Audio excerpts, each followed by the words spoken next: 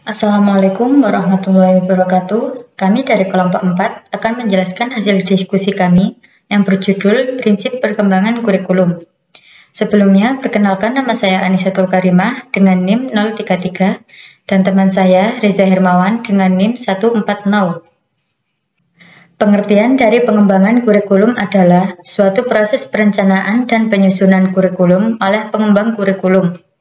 Dan kegiatan yang dilaksanakan ini agar kurikulum yang dihasilkan dapat menjadi bahan ajar dan acuan yang digunakan untuk mencapai tujuan pendidikan nasional. Dalam proses ini, pengembangan kurikulum terdapat 3 kegiatan yang selalu terkait dan tidak dapat dipisahkan, yaitu desain, implementasi, dan evaluasi. Senada dengan Saylor, Miller, dan Seller, Sukma Dinata menjelaskan bahwa pengembangan kurikulum bisa dilakukan dengan beberapa langkah berikut.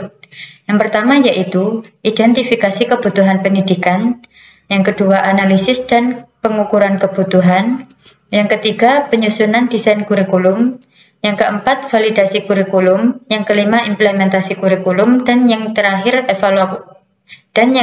evaluasi kurikulum. Hingga prinsip pengembangan kurikulum ini dapat juga diartikan sebagai aturan yang menjiwai pengembangan kurikulum. Prinsip tersebut mempunyai tujuan agar kurikulum yang didesain atau dihasilkan sesuai dengan permintaan semua pihak. Selanjutnya yaitu macam-macam sumber prinsip perkembangan kurikulum. Yang pertama adalah data empiris. Data ini berasal dari pengalaman kurikulum dari generasi sebelumnya, yang terdokumentasi dan terbukti efektif. Bisa dikatakan untuk memperoleh pengetahuan melalui pengalaman atau pengamatan secara langsung dan tidak langsung. Yang kedua, data eksperimen. Data eksperimen ini menunjukkan pada temuan-temuan hasil penelitian yang digunakan oleh pengembang kurikulum. Data hasil temuan penelitian merupakan data yang dipandang paling valid dan reliable, sehingga tingkat kebenaran lebih meyakinkan untuk dijadikan prinsip dalam pengembangan kurikulum. Di samping itu, banyak juga data-data lainnya yang diperoleh bukan dari hanya hasil penelitian, yang digunakan juga terbukti efektif untuk memecahkan masalah-masalah kehidupan yang kompleks, yaitu cerita atau legenda yang hidup di dalam masyarakat, atau bisa disebut folklore of kurikulum.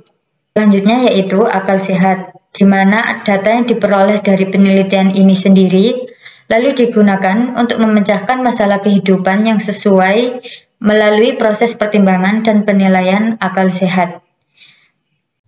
Selanjutnya, prinsip-prinsip pengembangan kurikulum. 1. Prinsip umum. Poin A. Prinsip relevansi.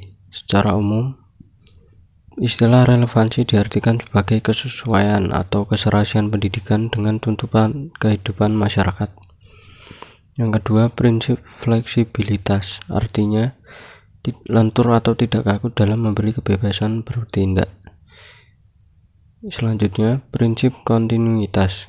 Kontinuitas yaitu berkesinambungan, perkembangan dan proses belajar akan berlangsung secara berkesinambungan, tidak terputus-putus atau terhenti. Selanjutnya, prinsip praktis. Prinsip ini juga disebut dengan prinsip efisien. Kurikulum selalu dilaksanakan dalam keterbatasan, baik dalam waktu, biaya, alat, maupun personalia.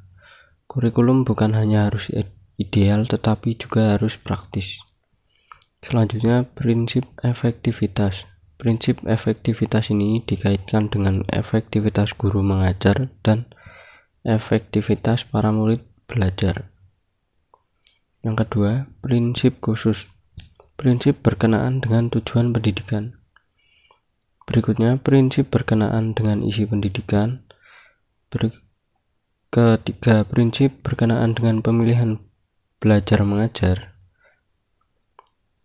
Yang keempat, prinsip berkenaan dengan pemilihan media dan alat pengajaran.